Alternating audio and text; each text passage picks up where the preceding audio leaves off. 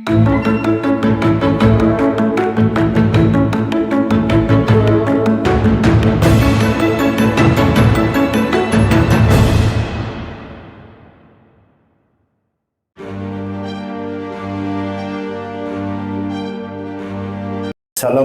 warahmatullahi wabarakatuh.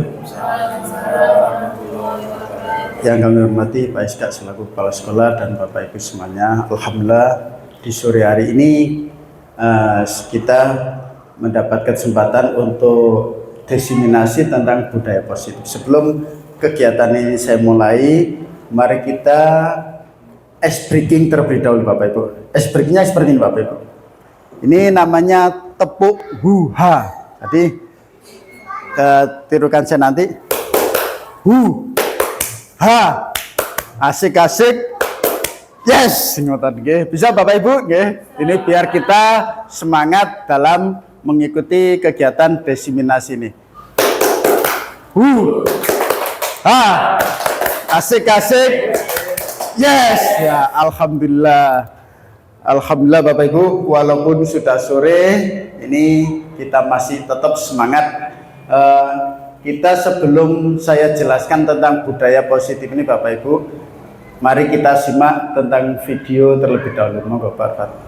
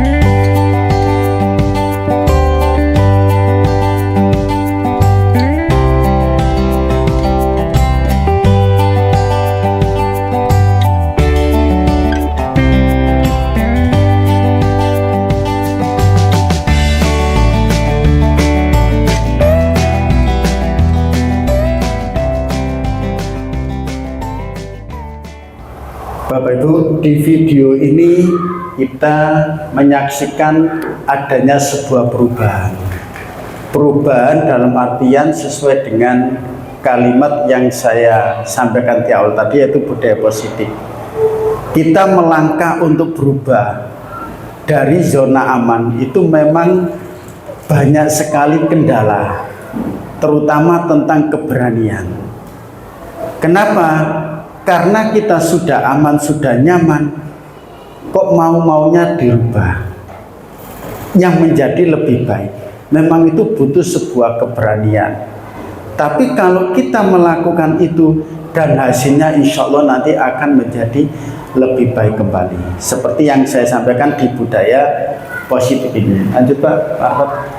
Nah, budaya positif ini Bapak Ibu dapat terjadi di sekolah. Itu nomor satu indikatornya kalau kita ada namanya disiplin positif. Kemudian yang kedua, motivasi perilaku manusia. Yang ketiga, posisi kontrol guru. Yang keempat, keyakinan kelas. Dan yang kelima, segitiga restitusi. Jadi Bapak Ibu, 5 komponen ini kalau bisa kita terapkan dan kita jalankan di sekolah, insya Allah sekolah ini akan terbentuk namanya budaya positif, baik itu oleh siswanya, gurunya, bahkan wali muridnya. Kenapa? Karena kita menginginkan kalau budaya positif ini terjadi di sekolah, anak itu nyaman belajar di sekolah, sehingga apa? Waktu jam pulang dia sampai tidak mau pulang, kerasan di sekolah karena saking enjoynya di sekolah. Itu Bapak Ibu. Lanjut Bapak. Yang pertama tentang disiplin positif. Next. Disiplin positif itu artinya belajar kontrol diri dengan menggali potensi diri kita agar tercapai tujuan mulia, yaitu menjadi seseorang yang kita inginkan berdasarkan nilai yang kita hargai. Jadi yang arti disiplin itu Bapak Ibu belajar, bukan mentaati sebuah peraturan, tidak. Jadi yang kami pelajari, disiplin itu artinya belajar, belajar kontrol diri. Bapak Ibu, yang bisa mengontrol diri kita adalah kita sendiri. Kita tidak bisa mengontrol orang lain, bahkan merubah diri orang lain. Yang bisa merubah adalah diri kita sendiri. Bapak Ibu, disiplin positif ini kalau kita terapkan ke anak-anak, yang pertama mengajarkan anak bertanggung jawab dan menumbuhkan kesadaran diri berdasarkan nilai-nilai kebajikan. Nanti setelah ini akan ada nilai-nilai kebajikan. Kemudian yang kedua, mengontrol diri dalam segala tindakan. Yang ketiga, membuat murid memahami dan menyadari berdasarkan motivasi intrinsik. Motivasi intrinsik itu artinya Bapak Ibu, motivasi yang timbul dari dalam anak itu sendiri. Jadi kita hanya menyadarkan. Kalau anak itu sadar sehingga timbul namanya motivasi intrinsik, bukan akibat paksaan. Jadi anak-anak itu mengikuti aturan atau berbuat disiplin positif tidak karena paksaan atau pujian dan hukuman. Jadi ini timbul dari kesadaran anak itu sendiri. Lanjut Bapak. Nah ini Bapak Ibu, nilai-nilai kebajikan yang perlu kita tanamkan kepada anak-anak, yaitu ada peduli, rajin, integritas, rasa hormat, keterus-terangan, keberanian, kebahagiaan, tanggung jawab. Ini semuanya adalah nilai-nilai kebajikan yang perlu kita tanamkan ke anak-anak sehingga muncul namanya kesadaran atau motivasi intrinsik. Ini Bapak Ibu, memang kita menumbuhkan motivasi intrinsik itu Bapak Ibu butuh waktu yang sangat lama dan butuh kesabaran. Tapi kalau ini berhasil kita sampaikan ke anak-anak, kita tanamkan ke anak-anak, insya Allah dengan sendirinya anak-anak itu akan muncul namanya budaya positif. Lanjut Pak. Kebutuhan dasar manusia, Bapak Ibu, sebelum kita memberi pelajaran kepada anak-anak, kita harus paham dulu tentang kebutuhan dasar manusia. Ini juga sama dengan kebutuhan dasar murid. Yang pertama, bertahan hidup Bapak Ibu.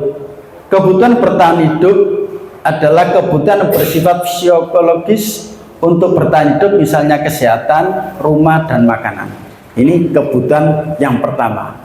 Yang kedua, Pak, lanjut Pak, yaitu kebutuhan kasih sayang dan rasa diterima. Anak-anak yang memiliki kebutuhan dasar kasih sayang dan rasa diterima yang tinggi biasanya ingin disukai dan diterima oleh lingkungannya. Mereka juga akrab dengan orang tuanya, biasanya mereka belajar karena suka pada gurunya. Bagi mereka teman sebaya sangatlah penting. Jadi Bapak Ibu, di kelas itu kalau kita mengetahui anak itu suka sekali kepada gurunya, bahkan dihukum pun juga suka, maka anak-anak ini kebutuhan dasar hidupnya yaitu ingin diterima. Jadi Bapak Ibu, kalau kita didekati anak, jangan ditolak Bapak Ibu, karena anak ini kebutuhan dasarnya berarti dia ingin diterima. Barangkali dia di rumah punya masalah broken home dan sebagainya, sehingga di kelas ngalem. Seperti murid saya tahun kemarin namanya Raffi, itu kalau saya beri sanksi itu tambah senang. Karena apa? Karena dia ingin diterima oleh gurunya dan ingin diterima oleh teman-temannya.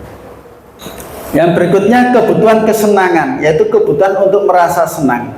Kebutuhan akan kesenangan ini Bapak Ibu, kebutuhan untuk mencari kesenangan, bermain dan tertawa.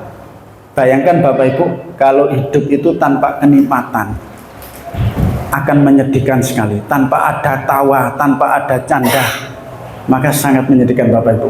Anak-anak dengan kebutuhan dasar kesenangan yang tinggi biasanya ingin menikmati apa yang dilakukan. Mereka juga bisa berkonsentrasi tinggi saat mengerjakan hal yang disenangi. Salah satu contoh Bapak Ibu, dalam sebuah pelajaran yang paling disenangi anak-anak itu adalah olahraga. Tapi kalau pelajaran matematika mesti anak itu, aduh matematika, PR ulang dan sebagainya. Karena anak ini senang kepada pelajaran olahraga, sehingga apa? Sehingga pelajaran olahraga itu sangat diharapkan. Kapan jamnya olahraga, kapan jamnya olahraga. Nah, kalau bisa Bapak Ibu, kita menanamkan semua pelajaran ini disenangi anak-anak. Bagaimana caranya? Ya, kita harus penuhi kebutuhan dasar anak tersebut, yaitu kebutuhan untuk kesenangan. Ya, kemudian lanjut Pak Arfad. Kebutuhan kebebasan yaitu kebutuhan akan pilihan. Kebutuhan untuk bebas adalah kebutuhan akan kemandirian, otonomi, memiliki pilihan, dan mampu mengendalikan arah hidup seseorang. Anak-anak dengan kebutuhan kebebasan yang tinggi menginginkan pilihan, mereka perlu banyak bergerak, suka mencoba-coba, tidak terlalu terpengaruh orang lain, dan senang mencoba hal baru dan menarik. Biasanya anak-anak ini Bapak Ibu, kalau kebutuhan kebebasannya itu biasanya anak ini sulit untuk diatur. Kadang kalau di kelas itu muter aja, disuruh duduk sulit. Kenapa? Karena dia sudah mampu mengerjakan tugasnya, kebutuhannya yang tidak terpenuhi, sehingga dia muter aja, bahkan ganggu temannya. Nah, ini perlu kita penuhi kebutuhannya Bapak Ibu agar anak-anak ini tidak bersikap negatif. Terus yang terakhir tadi Pak, kebutuhan kebutuhan penguasaan. Nah, ini Bapak Ibu. Kebutuhan penguasaan ini Bapak Ibu, ini berhubungan dengan kekuatan untuk mencapai sesuatu, menjadi kompeten, menjadi terampil, diakui atas prestasi dan keterampilannya. Jadi Bapak Ibu, kalau anak-anak itu sudah bisa mengerjakan apa yang kita beri tugas, kita harus bisa mengapresiasi Bapak Ibu.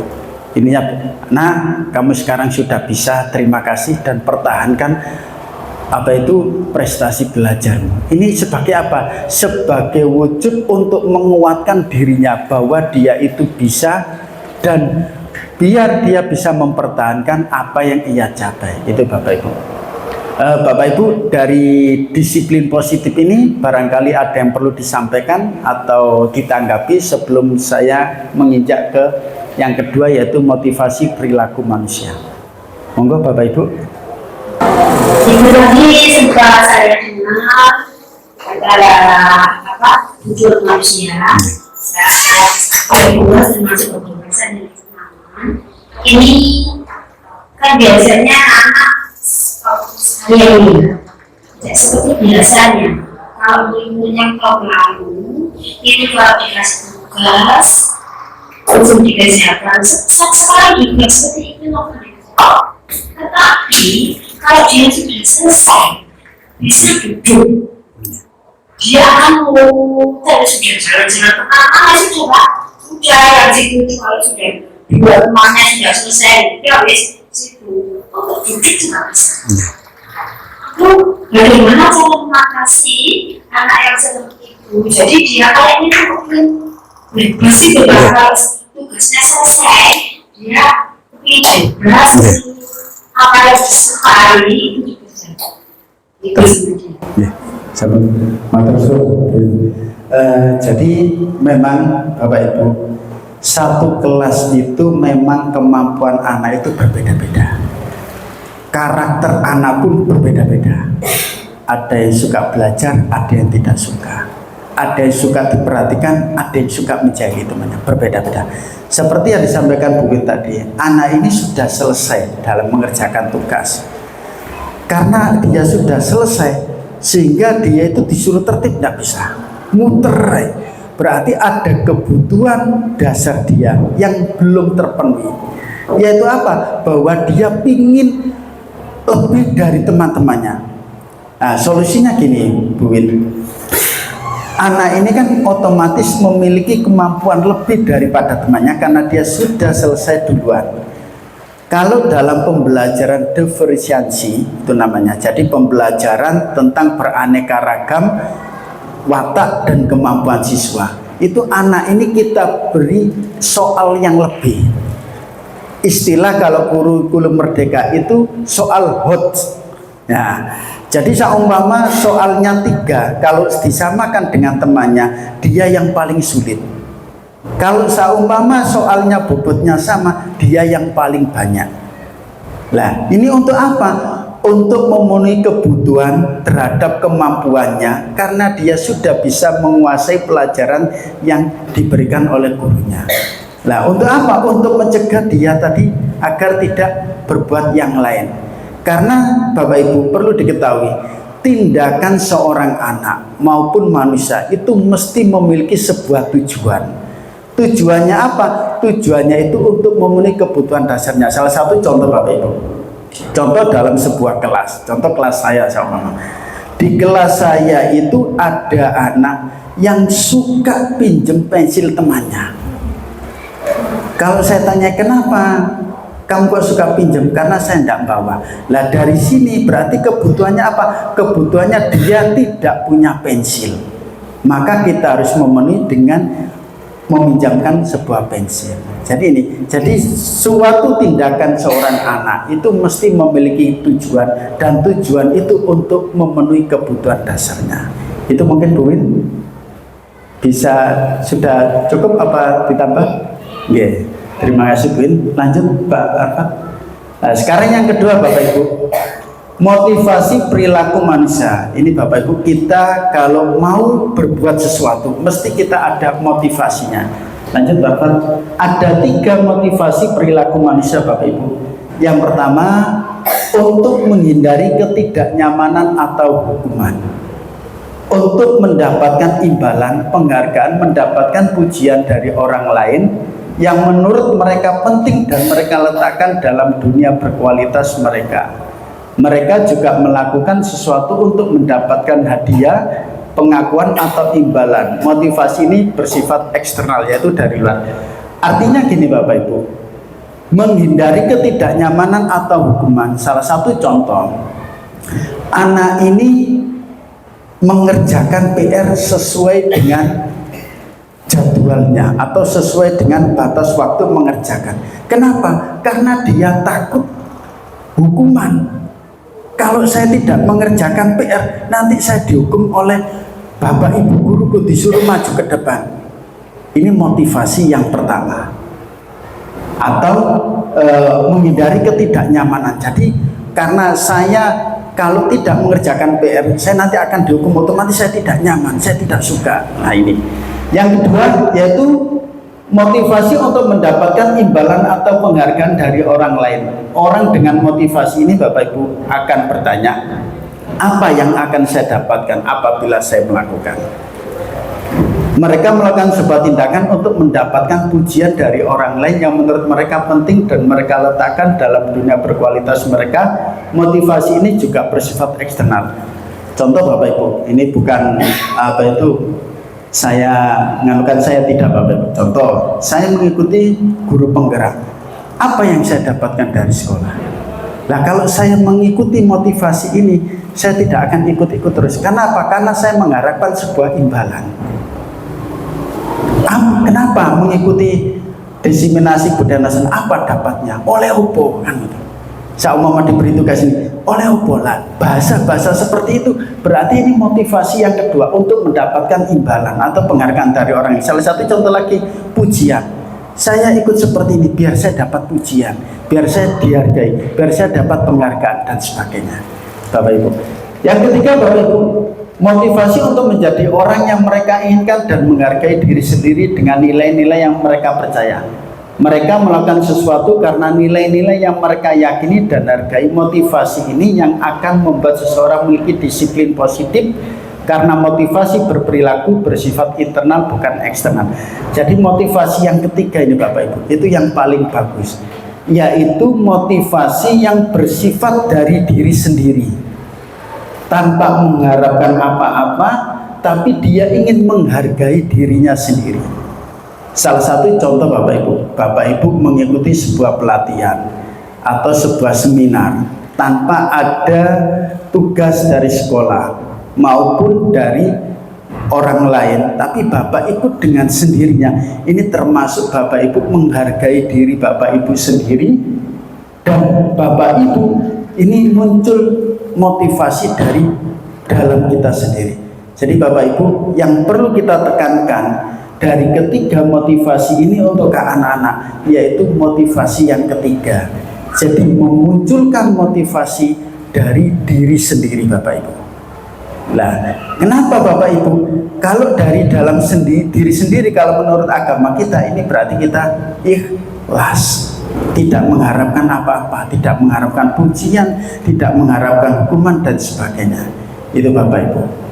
Kemudian Bapak, lah dari 3 motivasi ini Bapak Ibu, jenengan coba melihat dari dalam diri sendiri, termasuk saya itu motivasi yang nomor berapa. Maksudnya saya itu pribadi, jenengan semuanya ya, itu Bapak Ibu. Jadi kita untuk mengajar di SD Raden Patah itu kita itu memiliki motivasi yang mana? Apakah motivasi karena takut dapat hukuman, atau menghindari ketidaknyamanan, atau ingin dapat pujian, atau timbul dari diri kita sendiri? Itu Bapak Ibu. Dan ini Bapak Ibu, motivasi ini saya berharap kita tanamkan ke anak-anak, yaitu motivasi yang ketiga, yaitu memunculkan motivasi dari dalam sendiri atau dari kesadarannya dia sendiri. Salah satu contoh, seorang anak seorang anak belajar di SD Raden Patah, ada pelajaran agama, ada pelajaran umum dan sebagainya. Dengan kesadaran dirinya, dia itu belajar kedua-duanya, tidak pilih-pilih. Nah, motivasi-motivasi ini Bapak Ibu perlu kita bangun, perlu kita tanamkan ke anak-anak, biar anak-anak itu bisa belajar dengan sendirinya. Tidak ada PR pun dia belajar. Kalau ada PR dia belajar, berarti dia motivasinya takut terhadap hukuman atau ketidaknyamanan. Itu dari Bapak Ibu. Mungkin Bapak Ibu dari motivasi ini ada yang perlu ditanyakan? Monggo.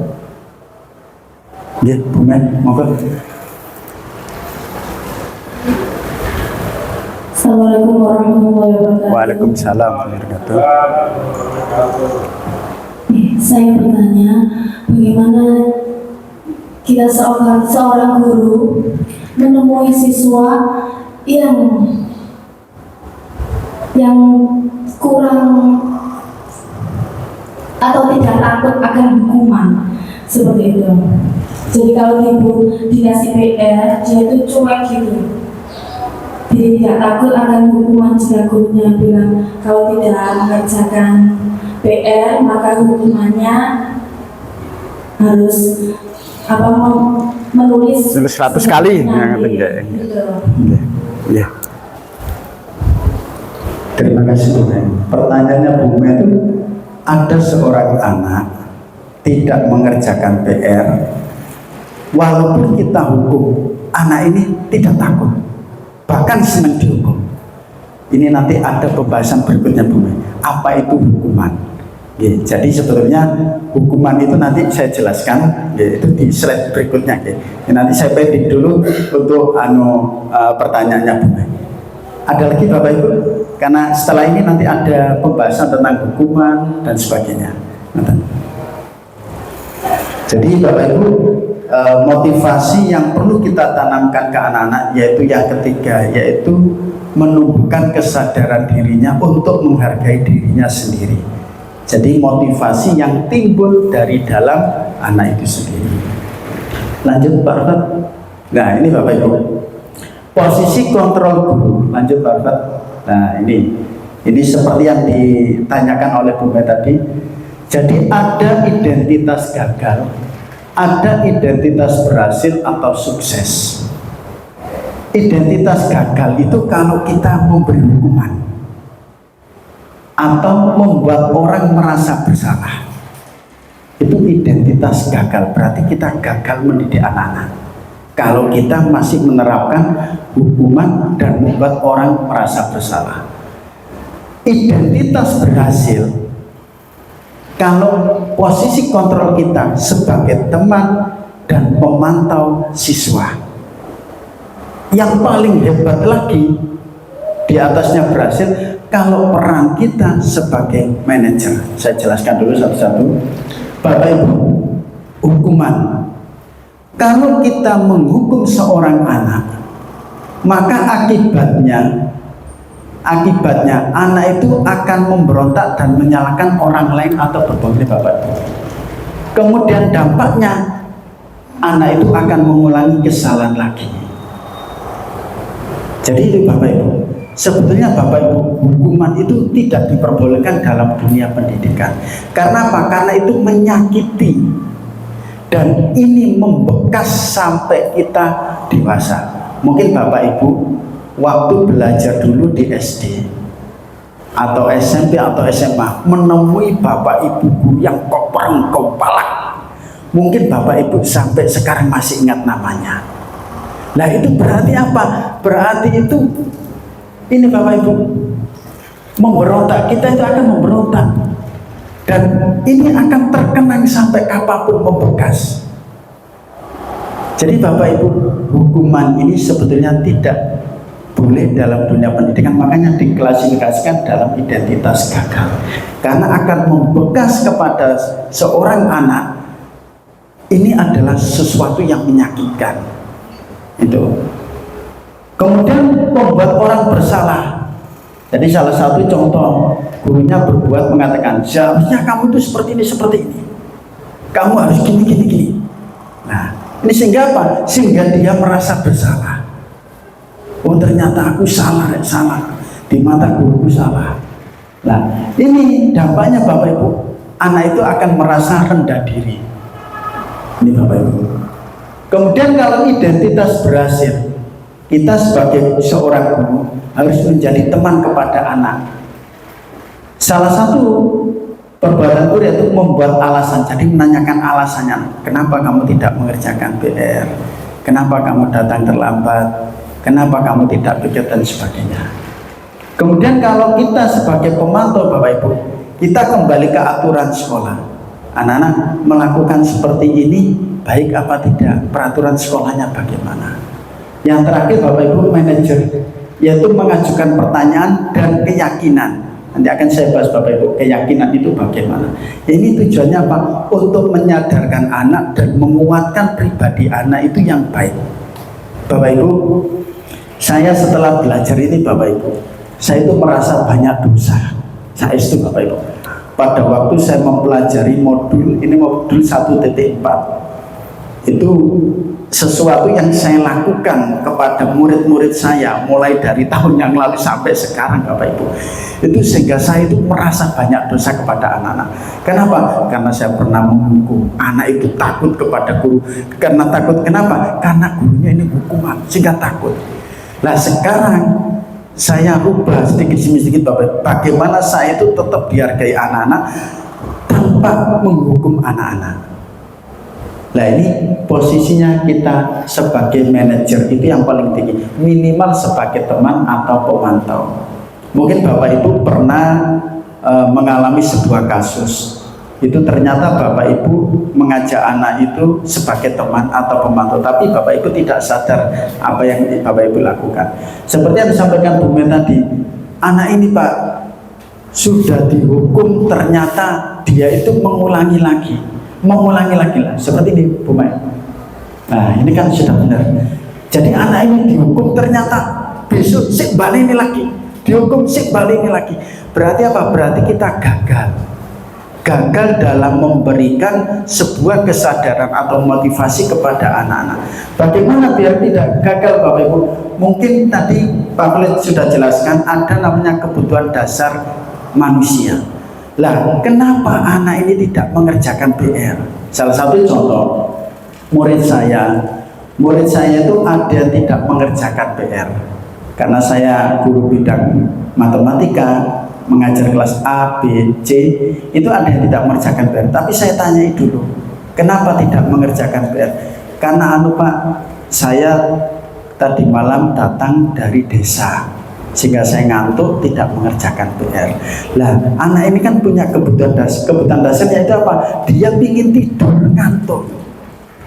Karena kebutuhan dasarnya tidak terpenuhi, yaitu tidur, sehingga dia meninggalkan kewajibannya itu tidak mengerjakan PR. Seumpama kebutuhan dasarnya tidur tadi sudah terpenuhi, insya Allah dia mengerjakan PR.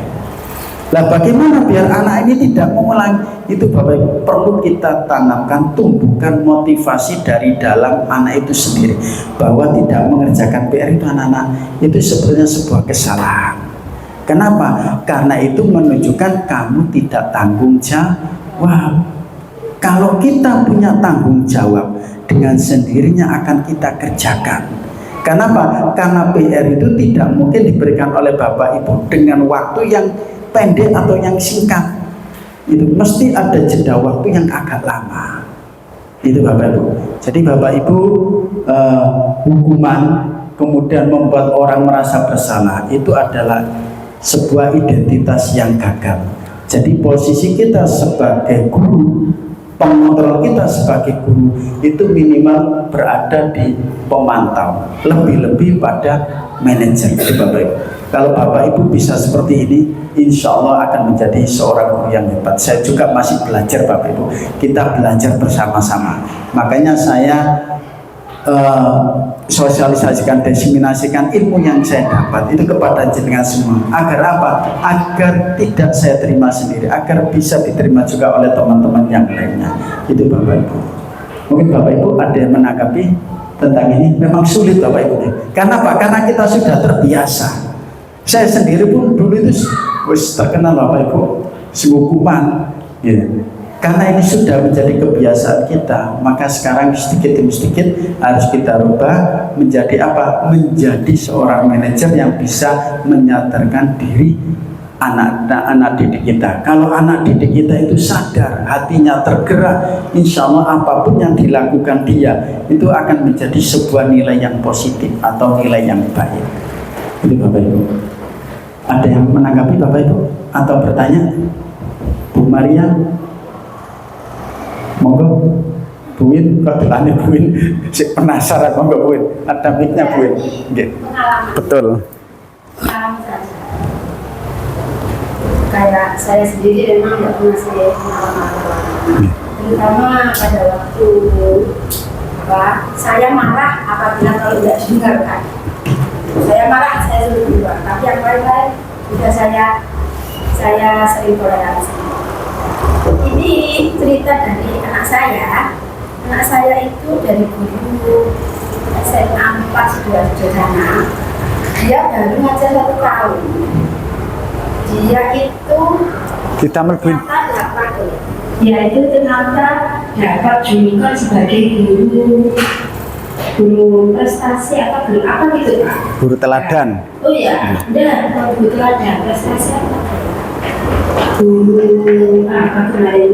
Nah itu gara-gara Pak, semua guru kalau masuk di kelas yang khusus itu tadi mesti marah-marah. Nah, tapi anak saya nggak pernah marah. Bahkan sering diajak ngomong dan sangat guru favorit. Ternyata dia pada waktu hari guru kemarin dapat saya terpilih jadi guru favorit. Dan gara-gara itu tadi Pak, anak-anak itu nggak dikasih, tapi malah diajak ngomong, diajak sharing, macam-macam sehingga dapat julukan itu. Hanya itu saja utamanya. Gitu. Jadi saya sendiri juga sama anak saya sendiri kan kurang bisa memahami anak itu sebenarnya kadang-kadang itu tidak enjoy dengan orang tua. Saya sendiri kalau misalkan ada waktu, ada biaya, saya kepingin sampai sekolah psikologi, kepingin bagaimana sebenarnya anak-anak itu mau pegang anak-anak segini, anak-anak segini, sampai saya tuh penasaran. Apalagi di lingkungan saya sendiri ternyata ada cerita kalau anak itu tidak bisa dikerasi, harus dijadikan teman begini, harus kadang-kadang sama orang tua sudah pokoknya kadang-kadang sempat itu sempat menghindar kadang-kadang sama orang tua karena orang tua kan muridnya dikit itu yang membuat saya kepingin kuliah lagi psikologi gara-gara seperti itu kepingin memberi pelayanan pada anak, bagaimana mulai anak kecil saya agak mudah, tapi kalau sudah dewasa sampai itu agak sulit. Betul. Jadi ternyata memang anak-anak itu nggak bisa dikasih sama sekali. Iya, ini ada pengalaman. Terima kasih. Ini termasuk sharing kepada kita, bertukar pengalaman. Jadi itu memang seperti yang dijalankan oleh anaknya Bu Wiwit. Itu berarti posisi putri jenengan itu di manajer. Jadi di manajer dalam artian merangkul anak-anak, menyadarkan dia. Pertama berangkat dari teman, kemudian pantau, kemudian dia baru memasuki sesuatu yang baik-baik. Sehingga apa? Dalam diri anak itu akan timbul kesadaran. Walaupun kelas itu dikatakan kelas ekstrim, ya, area yang tempat bintang, guru masuk ke situ mesti akan marah. Terus kadang ngomong merengut gitu. Biar anak-anak takut. Tapi dengan adanya satu orang guru masuk, ternyata membawa suasana yang berbeda. Guru ini tidak ada marahnya dan sebagainya. Sehingga apa? Sehingga anak-anak ini merasa enjoy. Oh enak rek diajar guru ini. Oh enak rek dia ngajak obrol sama guru ini. Sehingga apa? Dari rasa kesenangan-kesenangan tadi, sehingga hilanglah namanya hukuman. Itu Bapak Ibu. Jadi memang Bapak Ibu perlu kita rangkul. Bapak Ibu perlu diketahui, karakter anak itu tiap periode atau tiap tahun itu mesti berubah-ubah. Jadi kita tidak bisa menyamakan. Seperti yang disampaikan Bu tadi, anak yang kecil kita ajak sebagai teman, kemudian kita beri kasih sayang. Anak ini sudah remaja, beda lagi, malah pertemanannya harus lebih akrab. Dewasa beda lagi, kita memberi contoh, kan seperti itu. Jadi tidak bisa kita samakan. Apalagi yang paling berbahaya Bapak Ibu, jangan sampai kita memberi pendidikan kepada anak-anak itu sama dengan pendidikan yang kita terima atau sesuai dengan keinginan kita. Itu jangan sampai Bapak Ibu. Kenapa? Karena kebutuhan pendidikan anak-anak itu tidak sama dengan kebutuhan kita sebagai seorang guru. Salah satu contoh Bapak Ibu, pada pelajaran matematika, anak ini seumpama tidak bisa menghitung pecahan. Kalau kita langsung terapkan ke dalam rumus pecahan, anak ini akan bingung. Tapi kalau kita maksa harus bisa, ini berarti kita mengikuti keinginan kita. Tapi kalau kita mengikuti keinginan anak, oh ternyata anak ini tidak bisa pecahan. Oh dia itu bisa mengerti pecahan kalau dipraktekkan pada sebuah buah atau sebuah gambar, kemudian kita pecah jadi dua. Nah ini kebutuhan anak. Jadi Bapak Ibu, kita waktu mengajar memang sulit Bapak Ibu. Jadi guru itu memang sulit. Memang kita mengajar itu kita harus menyesuaikan kebutuhan anak, agar anak itu memahami apa yang kita ajarkan. Tidak menyesuaikan dengan kebutuhan kita sebagai seorang guru, harus tuntas materi pelajaran itu. Itu Bapak Ibu, itu sebagai garis bawah kita dalam proses belajar mengajar. Nanti Bapak Ibu ya, kita lanjutkan. Jadi Bapak Ibu, ini di mana posisi kontrol Bapak Ibu?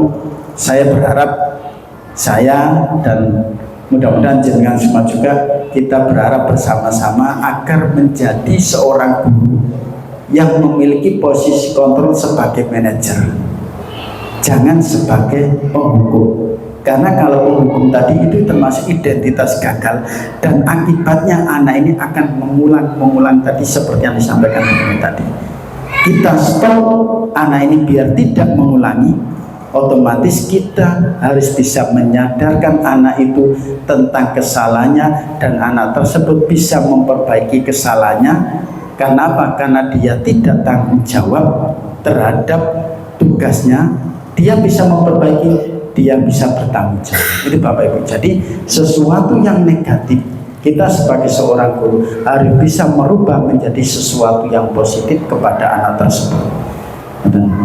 Lanjut Pak. Nah ini Bapak Ibu, ini identitas gagal, hukuman, kemudian identitas sukses atau disiplin, itu konsekuensi sama restitusi.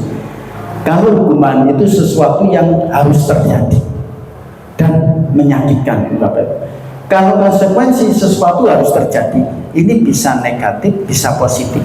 Tinggal kita ingin yang bagaimana, kan Bapak. Kalau restitusi ini merupakan sebuah pilihan. Nah, ini nanti akan saya jelaskan di slide berikutnya. Jadi restitusi itu anak-anak ini diberi pilihan-pilihan. Sehingga apa? Sehingga anak-anak ini sadar dengan sendirinya akan memilih sesuatu yang terbaik. Karena yang tidak baik itu melanggar yang namanya nilai-nilai kebajikan tadi yang sudah saya sampaikan, atau keyakinan kelas yang dibuat di kelas. Lanjut Bapak. Nah, konsekuensi ini Bapak Ibu, hasil atau akibat dari suatu tindakan atau keputusan yang bisa bersifat positif atau negatif. Salah satu contoh, kalau kita menjatuhkan sebuah minuman, maka minuman itu akan tumpah dan membasahi bagian yang ditumpahi. Konsekuensinya apa? Kita harus membersihkan. Ini sebagai konsekuensi. Beda dengan hukuman. Kalau hukuman, anak ini bisa dimarahi dan sebagainya. Jadi tidak melihat proses penyelesaiannya. Hukuman suatu bentuk konsekuensi yang negatif yang diberikan sebagai respon atas tindakan yang melanggar aturan, norma atau hukum. Jadi itu Bapak Ibu. Jadi di sekolah kita harus menerapkan yang namanya restitusi, bukan hukuman atau konsekuensi. Lanjut. Contoh ini hukuman atau konsekuensi. Nah, ini tindakan guru, ini pernah saya lakukan Bapak Ibu. Mencatat 100 kali, tapi saya tidak 100 kali, 10 kali, tidak mengerjakan PR matematika, nyatat 10 kali. Nah, ini hukuman Bapak Ibu. Makanya saya tadi bilang, sebelum saya mempelajari ini, saya banyak sekali melakukan dosa-dosa kepada anak-anak. Nah, setelah mempelajari ini, saya ingin merubah dosa-dosa saya menjadi sesuatu yang baik dan menanamkan sifat positif kepada anak-anak. Itu Bapak Ibu. Jadi banyak sekali Bapak Ibu yang kita lakukan itu tidak sesuai dengan keinginan anak, tidak sesuai dengan kebutuhan anak. Kemudian lari mengelilingi lapangan, nah ini juga termasuk hukuman. Murid diminta push up juga hukuman. Mengganti kertas tugas teman, ini konsekuensi. Membersihkan tumpahan air juga konsekuensi. Murid disuruh untuk tidak mengenakan sepatu, ini hukuman karena menyakitkan. Lari mengelilingi lapangan basket 2 kali karena terlambat 10 menit, pelajaran PJOK konsekuensi karena pelajarannya sudah dimulai. Nah, sekarang kita ke keyakinan kelas. Lanjut Bapak. Keyakinan kelas itu apa? Keyakinan kelas itu adalah prinsip-prinsip positif yang dibuat antara murid dan guru, kemudian disepakati dan dijalankan bersama-sama. Kalau peraturan, prinsip-prinsip positif yang dibuat oleh guru atau sekolah kemudian dijalankan bersama-sama. Perbedaannya Bapak Ibu, keyakinan kelas, guru dan murid itu membuat bersama-sama, kemudian kita jadikan itu sebuah keyakinan, kemudian disepakati oleh guru dan murid, baru kita jalankan. Tapi peraturan, untuk saat ini kita masih menggunakan peraturan. Peraturan itu adalah prinsip yang dibuat sekolah atau guru yang menjalankan guru dan murid. Nah, ini ada haknya murid yang belum tersampaikan. Saya Bapak Ibu, saya ingin kelas saya itu menjadi pilot project. Jadi saya membuat keyakinan kelas di kelas saya. Cara membuat keyakinan kelas itu pertama Bapak Ibu, saya nuliskan tanggung jawab guru, bukan tanggung jawab guru. Jadi ada kolom pertama tanggung jawab guru, kolom kedua bukan tanggung jawab guru, kolom ketiga tanggung jawab murid, kolom keempat bukan tanggung jawab murid. Jadi anak-anak saya suruh ngisi atau membuat kertas terus ditempel. Ini mungkin nanti suatu saat kalau dari Pak Naim atau Pak Iska ingin saya untuk praktek, saya siap untuk mempraktekkan. Bapak Ibu, sebetulnya kemarin hari Sabtu itu saya diizinkan Pak Naim untuk isi ini. Jadi Pak Khalid hari Sabtu dengan isi budaya positif, berhubung tidak jadi sehingga saya taruh hari ini. Jadi Bapak Ibu, untuk membuat keyakinan kelas itu ada tanggung jawab guru, bukan tanggung jawab guru. Tanggung jawab siswa atau murid, bukan tanggung jawab murid. Anak-anak saya suruh isi. Tanggung jawab guru apa? Mengajar Pak, mengajar. Terus apalagi? Pak, memberi bimbingan dan sebagainya. Tanggung jawab muridnya apa? Belajar, mengerjakan PR dan sebagainya. Bukan tanggung jawab muridnya apa Pak? Mengajar. Itu jadi anak-anak lucu-lucu Bapak Ibu. Bukan tanggung jawabnya mereka mengajar. Ya betul, mengajar itu tanggung jawabnya Bapak Ibu guru ya gitu. Seperti bukan tanggung jawabnya guru apa anak membersihkan kelas ya, atau piket kelas dan sebagainya. Setelah ini kita buat Bapak Ibu, kemudian kita membuat keyakinan anak-anak berarti kelas kita agar bersih itu bagaimana? Pak, piket bersama. Kalau aturannya kan dilarang membuang sampah pada tempatnya. Nah, kalau kita buat keyakinan kita simpelkan, yaitu kebersihan kelas. Terus kemudian kalau tidak mengerjakan PR apa anak-anak? Nah, anak-anak kan masih pikir kita bayangkan dan sebagainya, itu kita ambil tanggung jawab. Itu Bapak Ibu. Jadi keyakinan kelas ini berbeda dengan peraturan kelas. Kalau keyakinan kita buat bersama-sama siswa dan guru, kemudian kita sepakati bersama, kalau bisa ditandatangani bersama-sama. Itu Bapak Ibu. Kemudian kalau peraturan yang membuat guru atau sekolah, tapi yang menjalankan semua. Nah, otomatis ada ketimpangan hak siswa yang tidak tersampaikan. Nah, setelah keyakinan kelas ini kita buat Bapak Ibu, ini kita jadikan sebuah pedoman kepada anak-anak bahwa ini loh nak yang baik, ini loh nak yang perlu kita jalankan. Kenapa? Karena anak-anak yang membuat sehingga dia merasa punya tanggung jawab. Oh iya, pikirlah aku sih gawe. Seperti itu Bapak Ibu. Nah, ini perlu kita buat Bapak Ibu. Ini sudah saya terapkan di kelas saya Bapak Ibu. Moga nanti kalau kelas-kelas yang lain ingin seperti itu, saya siap memberi caranya membuat untuk keyakinan kelas. Lanjut Bapak. Nah, ini salah satu contoh Bapak Ibu. Peraturan mengerjakan PR, keyakinan kelasnya tanggung jawab. Peraturan dilarang mengganggu orang lain. Nah, ini Bapak Ibu. Ini bagi anak-anak yang usil, yaitu keyakinan kelas menghormati orang lain. Peraturan dilarang melakukan kekerasan ini Bapak Ibu. Ini saya menghindari pembulian. Jadi jangan sampai anak di kelas itu ada namanya pembulian. Maka dilarang melakukan kekerasan itu kalau peraturan. Kalau keyakinannya keselamatan, Pak kok iso keselamatan? Karena anak ini kalau dilarang melakukan kekerasan, maka ada yang tersakiti. Kalau ada yang tersakiti, contoh saumpama kepalanya bocor, saumpama kakinya keselip, berarti ini kan hubungannya dengan keselamatan. Dia belajar di Raden Patah, berangkat selamat, pulang pun dalam keadaan selamat. Itu Bapak Ibu. Terus kemudian dilarang membahas apa sembarangan, berarti menjaga kebersihan. Jadi Bapak Ibu, keyakinan kelas ini kita buat dan kita jalankan bersama-sama, karena yang membuatnya bersama-sama insya Allah dalam pelaksanaannya itu mudah. Kenapa? Karena sedikit banyak anak itu hafal, karena dia buat. Tapi kalau peraturan, saya yakin membaca pun belum pernah, ya kan Bapak Ibu? Itu. Dan saya pun juga mengakui membaca peraturan kelas pun kalau itu pada awal ajaran baru, karena kita disuruh membuat peraturan. Kan ya, tapi kalau keyakinan nih Bapak Ibu itu sudah tertanam pada diri anak-anak, sehingga anak-anak tahu kewajibannya dan guru pun tahu apa yang akan kita laksanakan. Itu saya buat banner Bapak Ibu keyakinan kelas belum jadi, saya pesan Pak Arfat itu keyakinan kelas Bapak buatkan banner yang bagus untuk keyakinan kelas. Ini memang tujuan saya. Kelas itu harus sesuai dengan keinginan anak-anak dan sesuai dengan keinginan kita sebagai wali kelas. Itu Bapak Ibu. Ada yang perlu ditanggapi Bapak Ibu? Sebelum kita ke sini segitiga restitusi, Bapak kembali dulu Pak. Boleh. Monggo Bapak Ibu. Barangkali ada yang mau menanggapi. Pak, kenapa perlu dibuat keyakinan kelas peraturan tak wis mari to Pak kan? Bisa juga seperti itu. Ya itu tadi. Nggih, monggo.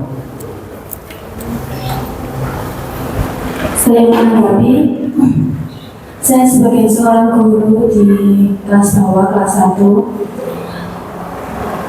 dan baru saya melihat dari diseminasi Pak Khalid menurut saya ini sesuatu yang baru sekali, karena seorang guru itu biasanya kan sering memberikan hukuman gitu, karena melihat anak-anak itu kadang jengkel kok gak bisa-bisa atau sering mengganggu temannya gitu.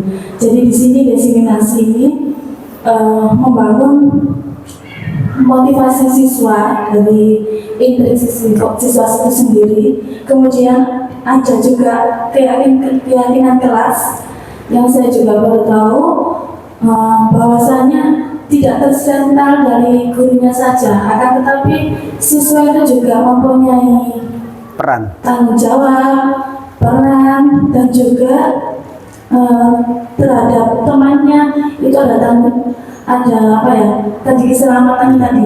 Jadi tidak hanya tidak melakukan kekerasan, tetapi keselamatan itu tadi. Jadi mindsetnya itu sudah berubah gitu. Ya, itu saja dari saya. Ya. Terima kasih Bu Maya. Memang Bu Maya ini banyak yang baru, dan paradigma ini termasuk ke depan itu akan diterapkan di kurikulum Merdeka. Jadi guru itu bukan sebagai subjek, tapi guru itu adalah fasilitator. Subjeknya itu adalah siswa. Kalau dulu siswa itu sebagai objek, jadi siswa itu dijejeli apa, jangan harus nurut gitu. Tapi sekarang tidak, guru sebagai fasilitator, siswa sebagai subjek. Jadi siswa yang kreatif, guru hanya menunjukkan atau istilahnya itu mengarahkan. Itu. Kemudian dalam kelas 1, ya kelas 1 itu memang perlu kita namanya itu tidak ada hukuman dan sebagainya, perlu keyakinan kelas. Kalau kelas 1 itu kadang ada yang bertanya, Pak, membuat keyakinan kelas 1 itu tidak sulit tak? Beda dengan kelas yang besar kan?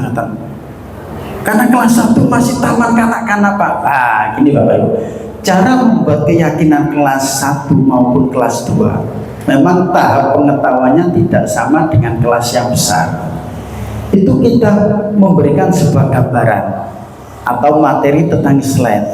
Anak-anak, ini siswa ini ke sekolah, tujuannya apa? Belajar. Belajar itu berarti apa anak-anak? Tanggung jawabnya siswa apa bukan? Iya Bu, tanggung jawab. Nah seperti itu. Jadi kita buat sebuah cerita. Cerita itu mengarah kepada sebuah keyakinan anak-anak dan tanggung jawab anak-anak. Dan itu nanti baru gurunya bisa merangkum ya apa yang disampaikan anak. Kalau anak-anak kelas 1, 2 insya Allah belum bisa kan, belum bisa merangkum dan menemukan kata-kata tanggung jawab di situ, ini masih sulit ya. Lah kita sebagai seorang guru harus bisa memberi gambaran atau bisa memberi pencerahan kepada anak-anak tentang bagaimana nak kalau kita di sekolah itu seperti ini. Nah nanti anak-anak sendiri yang akan menjawab. Jadi kita itu istilahnya memantik atau memberi umpan anak-anak yang merespon. Itu Bapak Ibu. Ya, mungkin Bu Maya, ya memang Bu Maya ini sesuatu yang baru, dan saya pun ikut guru penggerak ini tahu seperti ini. Makanya saya ikut itu, saya sangat merasa senang sekali. Kenapa? Nomor 1 gratis, tidak bayar. Karena itu. Terus nomor 2, karena memang saya sudah lama ingin ikut ini. Kenapa? Karena ini yang jelas itu baik. Ya, itu sehingga Pak, saya bisa ikut aja walaupun ada kendala-kendala, bisa ikut aja.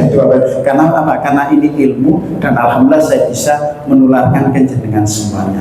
Ini saya itu Bapak Ibu, itu nanti pendidikannya sampai 6 bulan. Karena daring alhamdulillah tidak mengganggu proses belajar mengajar saya. Itu jadi 80% itu 70% itu saya belajar mandiri. 20% itu belajar daring, 10% itu langsung lokakarya, jadi unjuk kerja.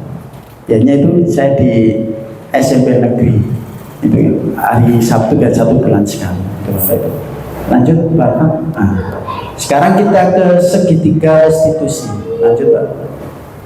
Apa itu restitusi? Restitusi itu proses menciptakan kondisi bagi murid untuk memperbaiki kesalahan mereka sehingga mereka bisa kembali kepada kelompok mereka dengan karakter yang lebih kuat. Lah restitusi ini Juga diartikan proses kolaboratif yang mengajarkan murid untuk mencari solusi untuk masalah dan membantu murid berpikir tentang orang seperti apa yang mereka inginkan dan bagaimana mereka harus memperlakukan orang lain. Jadi Bapak Ibu, restitusi ini intinya menyadarkan anak mengetahui kesalahan dan memperbaiki kesalahannya. Secara garis besar, negatif menjadi positif dari anak itu sendiri. Ya, guru hanya memberikan sebuah pertanyaan-pertanyaan dan keyakinan. Makanya tadi sebelum saya bahas restitusi itu ada namanya keyakinan kelas. Ini untuk menguatkan kita dalam menjalankan restitusi. Ciri-ciri restitusi bukan untuk menebus kesalahan, tapi belajar dari kesalahan. Ini yang paling utama. Jadi Bapak Ibu, kalau anak-anak itu memiliki kesalahan, anak-anak itu kita arahkan untuk belajar dari kesalahan tersebut. Yang kedua, memperbaiki hubungan. Hubungan siapa? Hubungan guru dengan murid. Kalau kita menghukum, jelas itu hubungannya tidak baik, karena akan ada dendam ke murid, jengkel ke murid. Tapi kalau kita melakukan restitusi, hubungan kita dengan murid itu baik, tidak ada masalah apa-apa. Yang ketiga, menuntun untuk melihat ke dalam diri. Jadi anak-anak ini kita beri pertanyaan untuk melihat dirinya sendiri, apa yang kamu lakukan, salah apa tidak, dan sebagainya. Kemudian yang keempat, fokus pada solusi. Jadi kita tidak ada namanya hukuman, tapi solusi yang kita laksanakan. Yang kelima, membiarkan murid yang salah pada kelompoknya. Setelah anak ini melakukan kesalahan, dia bisa memperbaiki sehingga timbul kekuatan dari dalam dirinya. Sehingga dia kalau bergabung sama teman-temannya, dia merasa enjoy. Bapak Ibu perlu diketahui, manusia itu tempatnya salah dan lupa. Semua orang pernah melakukan kesalahan. Anak-anak pun waktu belajar di sekolah juga melakukan kesalahan. Itu sebuah kewajaran. Jadi jangan dianggap kesalahan itu adalah sebuah kegiatan yang fatal bagi anak-anak. Jangan sampai itu Bapak. Tapi kesalahan itu adalah sebuah kewajaran. Karena siapapun pernah melakukan sebuah kesalahan. Tinggal kita bagaimana caranya memperbaiki kesalahan. Jadi Bapak Ibu harus diingat-ingat bahasa seperti itu. Jangan sampai anak melakukan kesalahan langsung didas. Jangan sampai Bapak Ibu, kasihan. Karena yang tadi seperti yang saya sampaikan di awal, dia akan mengulangi kesalahan lagi, dia akan menjadi rendah diri. Tapi lakukanlah sebuah kontrol guru menjadi seorang manajer, sehingga anak itu bisa merubah sesuatu yang salah menjadi sesuatu yang baik. Itu Bapak Ibu. Lanjut Bapak. Nah ini Bapak Ibu, caranya kita kalau menghadapi masalah seorang anak, apakah itu tidak mengerjakan PR atau sering borosan dan sebagainya. Yang pertama yang perlu kita lakukan itu menstabilkan identitas Bapak Ibu. Nanti akan saya jelaskan. Kemudian validasi tindakan yang salah. Terus menanyakan keyakinan. Lanjut Bapak. Apa menstabilkan identitas? Menstabilkan identitas itu Bapak Ibu, membuat anak yang merasa gagal berbuat salah menjadi positif terhadap dirinya. Seperti tadi yang saya sampaikan, jadi kalau anak melakukan kesalahan, kita harus menyadarkan anak. Nah, semua orang pernah melakukan kesalahan. Karena manusia itu tempatnya salah dan lupa. Tidak ada manusia di dunia itu tidak punya salah, tidak ada. Sehingga apa? Anak-anak ini timbul dalam rasa dirinya, oh ternyata saya berbuat salah itu ternyata semua orang juga pernah mengalaminya. Jadi dia tidak berdiri sendiri. Kemudian validasi tindakan yang salah, membantu murid mengenali kebutuhan dasar yang ingin dipenuhinya ketika melakukan kesalahan. Pada dasarnya setiap tindakan manusia tujuannya adalah untuk memenuhi kebutuhan dasarnya. Jadi Bapak Ibu, seseorang maupun siswa melakukan sebuah kesalahan atau tindakan, itu dia tujuannya hanya ingin memenuhi kebutuhan dasarnya. Seperti yang saya sampaikan di awal tadi, kebutuhan dasar ada 5. Kemudian menanyakan keyakinan. Anak melihat kesalahan dihubungkan dengan norma sosial dan nilai-nilai yang mendasari manusia berinteraksi dengan orang lain. Jadi Bapak Ibu, kalau kita tadi sudah membuat keyakinan kelas, kemudian kita tanyakan keyakinan ke anak yang berbuat salah tadi, apakah melanggar keyakinan kelas apa tidak? Kalau melanggar, apa yang kamu langgar? Bagaimana cara memperbaikinya? Sehingga anak-anak ini dengan sendirinya Bapak Ibu, dia akan mudah untuk mencari solusinya sendiri. Itu Bapak Ibu. Lanjut Bapak. Nah, ini di kelas saya Bapak Ibu. Jadi karena kelas saya jadikan project, ini kelas saya. Contoh Aisyah. Aisyah itu siswa kelas 5. Pada waktu saya masuk kelas, ia terlihat panik Bapak Ibu. Panik dan sibuk. Lalu saya mengambilnya dan ternyata dia belum mengerjakan PR yang seharusnya akan dinilai. Ini saya buat video Bapak Ibu. Monggo jenengan. Aisyah, Pak Khalid waktu masuk kelas, saya melihat kamu itu panik dan sibuk sekali. Ada apa? Saya lupa tidak mengerjakan PR, Pak. Aisyah, semua orang mesti pernah melakukan sebuah kesalahan dan itu sebuah kewajaran. Akan tetapi Aisyah tidak mengerjakan PR mesti memiliki sebuah alasan. Apa alasan Aisyah tidak mengerjakan PR? Saya tadi malam habis pulang dari desa dan saya ketiduran. Saya lupa tidak mengerjakan PR, Pak. Oh begitu. Tapi tadi datangnya terlambat apa tidak? Tidak, Pak. Bagus. Aisyah datang sudah tepat waktu, itu menunjukkan sebuah kebaikan. Akan tetapi Aisyah tidak mengerjakan PR itu sebuah kesalahan. Apakah Aisyah melanggar keyakinan kelas apa tidak? Iya, Pak, saya melanggar. Keyakinan kelas atau prinsip dirimu yang kamu langgar itu apa? Saya tidak bertanggung jawab, Pak. Aisyah, bertanggung jawab itu penting apa tidak? Penting, Pak. Kalau penting menurut Aisyah, kira-kira Aisyah untuk memperbaiki diri ke depannya itu bagaimana? Saya ingin bertanggung jawab dan saya akan mengerjakan PR dengan tepat waktu, Pak. Bagus. Aisyah, kira-kira yang Aisyah inginkan ke depan, Aisyah ingin seperti apa? Saya ingin menjadi anak yang disiplin dan bertanggung jawab. Bagus. Terima kasih. Silakan kembali ke tempat. Terima kasih, Pak.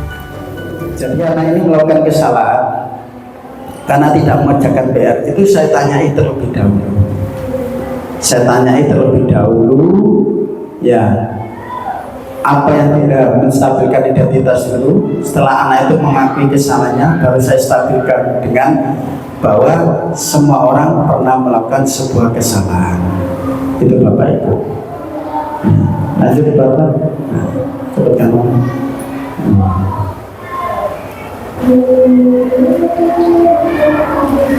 Sambut Pak.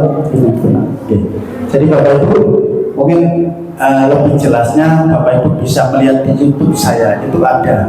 Jadi saya punya channel YouTube, itu isinya tentang materi-materi pelajaran yang saya ajarkan di kelas, dan ada namanya segitiga restitusi. Jadi segitiga restitusi itu sebuah solusi untuk memecahkan masalah siswa atau masalah orang lain tanpa menyakitinya, tapi dengan menyadarkan dan mencari solusi untuk dirinya sendiri, sehingga timbullah namanya budaya positif. Itu Bapak Ibu. Ya. Lanjut Bapak.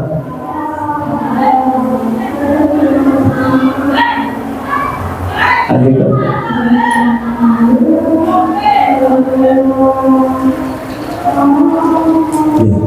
Bapak Ibu yang saya hormati, jadi budaya positif di sekolah itu dapat kita wujudkan apabila kita memiliki tekad untuk menerapkannya. Jadi yang saya sampaikan tadi, 5 indikator tadi, kalau kita lakukan, insya Allah budaya positif di sekolah itu akan terwujud. Dan berkolaborasi Bapak Ibu, berkolaborasi itu bekerja sama warga sekolah. Warga sekolah itu siapa? Ya, kita sebagai guru, Pak Iska sebagai kepala sekolah, orang tua dan siswa, ini semuanya berkolaborasi, bekerja sama untuk mewujudkan budaya positif. Kalau ini terwujud Bapak Ibu, insya Allah sekolah kita itu, anak-anak yang sekolah di sekolah kita akan merasa nyaman, aman dan bahagia belajar di sekolah. Itu harapan saya dan mudah-mudahan ini bisa diwujudkan oleh sekolah Pak Iskaki. Kenapa? Karena ini insya Allah Bapak Ibu, kalau sekolah kita itu nyaman, aman, bahagia, anak-anak belajar di sekolah itu bahagia, insya Allah PPDB kita akan mudah untuk diterima oleh masyarakat. Itu Bapak Ibu. Jadi Bapak Ibu, seperti yang saya sampaikan di awal tadi, yang pertama kesimpulannya, monggo kita punya motivasi sebagai seorang guru itu bukan motivasi yang pertama atau yang kedua, tapi motivasi yang ketiga, yaitu kita menghargai diri kita sendiri dan berangkat dari kewajiban kita bahwa kita sadar kita adalah seorang guru, bukan karena imbalan dan sebagainya. Kemudian Bapak Ibu, posisi kontrol kita sebagai seorang guru jangan lagi sebagai penghukum atau membuat orang itu bersalah, tapi jadilah kita sebagai seorang pemantau atau manajer seperti yang pernah dilakukan oleh anaknya Bimin. Itu tadi, itu Bapak Ibu. Kemudian kalau ada sebuah masalah dari siswa, kita tidak bisa langsung memvonis anak itu salah, jangan Bapak Ibu, tapi kita gunakanlah namanya segitiga restitusi, yaitu kita stabilkan identitasnya, kemudian kita validasi kesalahannya, kemudian baru kita validasi keyakinannya. Kalau ini kita jalankan, insya Allah anak itu yang telah melakukan kesalahan, dia akan muncul motivasi dari dalam dirinya untuk memperbaikinya agar dia menjadi lebih baik. Itu Bapak Ibu. Dan yang terakhir Bapak Ibu, jangan lupa manusia itu adalah tempatnya salah dan lupa. Oleh karena itu kita kalau melihat anak didik kita salah, kita harus kembali lagi ke manusia adalah tempatnya salah dan lupa. Itu Bapak Ibu. Jadi saya berharap di sekolah Raden Patah yang saya cintai ini bisa mewujudkan budaya positif di lingkungan kita agar anak-anak itu bisa belajar dengan aman, nyaman, dan bahagia. Dan kita pun sebagai seorang guru mengajar anak itu juga menjadi nyaman dan enak sekali. Jangan sampai kita masuk kelas dalam keadaan merenggut karena anaknya sulit untuk diatur, tapi rubah kita masuk ke dalam kelas dengan senyuman, anak-anak gembira menyambut kedatangan kita. Mungkin itu Bapak Ibu yang bisa saya sampaikan. Sebelum saya tutup, mungkin ada pesan atau kesan dari Bapak Ibu semua. Monggo Pak Iska, barangkali nanti. Monggo Bapak Ibu. Terima kasih Pak Wagil. Mohon maaf tadi izin dari Pak Fauzan surat asal. Materi ini cukup bagus dan penekanan di sini saya lihat memang budaya positif ini harus ada kolaborasi dari semua orang sekolah. Maka sekolah yang tadi disampaikan mulai dari unsur sekolah, guru, siswa, orang tua, kemudian tenaga keamanan, tenaga kesehatan, juga wali murid. Barangkali mungkin gini Pak, saya punya anak-anak begini, sekolah kita itu belum pernah melaksanakan semacam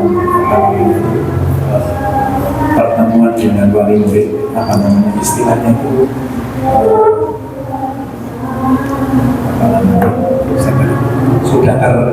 sudah terlalu di sini kok hilang ya. Artinya begini, budaya positif seperti ini, budaya di sekolah, budaya di rumah, itu kan memang harus sinkron, dan itu kan juga harus orang tua juga harus mengetahui juga. Maka kami punya amanah begini, barangkali mungkin juga mudah-mudahan setuju Pak Mati mengadakan parenting. Kita belum pernah ada parenting bulan. Nah, materinya adalah ini cukup bagus nih. Artinya budaya positif. Budaya positif itu tidak hanya di sekolah, tapi juga di rumah. Ini pun coba nanti kami usulkan, dan ini bisa bersatu, sehingga kolaborasi ini dapat tercapai. Mungkin itu masukan atau mungkin nanti langkah berikutnya mudah-mudahan ini bisa berkesinambungan Terima kasih. Oke.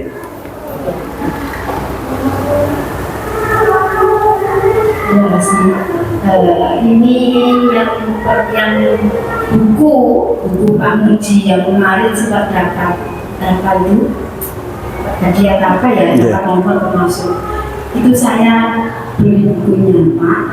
Ini termasuk juga parenting. Jadi anak usia segini sampai segini harusnya kita jadikan dia sebagai raja. Anak usia segini sampai sini kita jadikan apa? Ini mulai kita beri apa? Ya itu tadi misalkan kita kasih apa itu tadi bukan hubungan tadi.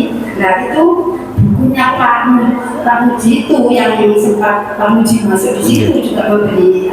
Itu kan ceritanya dari guru-guru.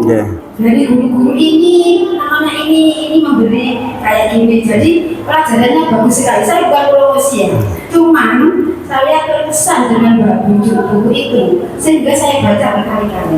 Ya termasuk juga parenting. Kan orang tua kadang-kadang Pak memperlakukan anak itu harus seperti ini kan tidak ngerti kebutuhan anak kadang-kadang seperti itu. Jadi saya coba misalkan sekolahan ini itu ya itu untuk kalian baca. Saya punya, kalau saya sendiri punya itu karena terkesan saya. Jadi juga ada ceritanya para sahabat-sahabat ada macam-macam. Jadi kayak Pak Kolit bisa termasuk di situ cerita apa. Di situ tuh guru-guru yang mungkin ya bisa diberi acuan jempol ya mempunyai kesan-kesan bagaimana cara mendidik anak atau bagaimana itu bagus sekali. Terima kasih. Matur Pak Iskak sama Buin terhadap tanggapan dan tidak lanjutnya. Memang saya berharap kalau Pak Iskak menindaklanjuti dengan adanya parenting, saya siap Pak memberikan materi. Kenapa? Karena ini contoh 5 kontrol guru tadi itu tidak guru aja yang bisa kita terapkan, kan wali murid pun juga bisa kita terapkan. Itu jadi kita harus kerjasama atau kolaborasi antara warga sekolah dan wali murid untuk mewujudkan budaya positif baik itu di rumah maupun di sekolah. Begitu juga dengan Buin, memang itu pengalaman-pengalaman dari bapak ibu guru kita menghadapi siswa di kelasnya, dan itu memang dijadikan sebuah buku. Memang itu bagus sekali Bu. Lebih-lebih kalau sama sekolah, terutama kesiswaan, memberi ruang buletin sekolah tentang kegiatan guru atau karya tulis guru Pak Iska, mungkin itu nanti disebarkan ke wali murid 1 bulan sekali atau 3 bulan sekali, itu bagus Pak. Seperti Al-Falah Pak, Al-Falah itu ada namanya buletin sekolah, itu kegiatan sekolah dan karya tulis oleh Bapak Ibu guru. Itu mungkin itu Bapak Ibu, saya berterima kasih atas waktu kehadiran jenengan, dan saya mohon maaf apabila saya menyampaikan kurang berkenan. Saya akhiri, ihdinas siratal mustaqim. Assalamualaikum warahmatullahi wabarakatuh.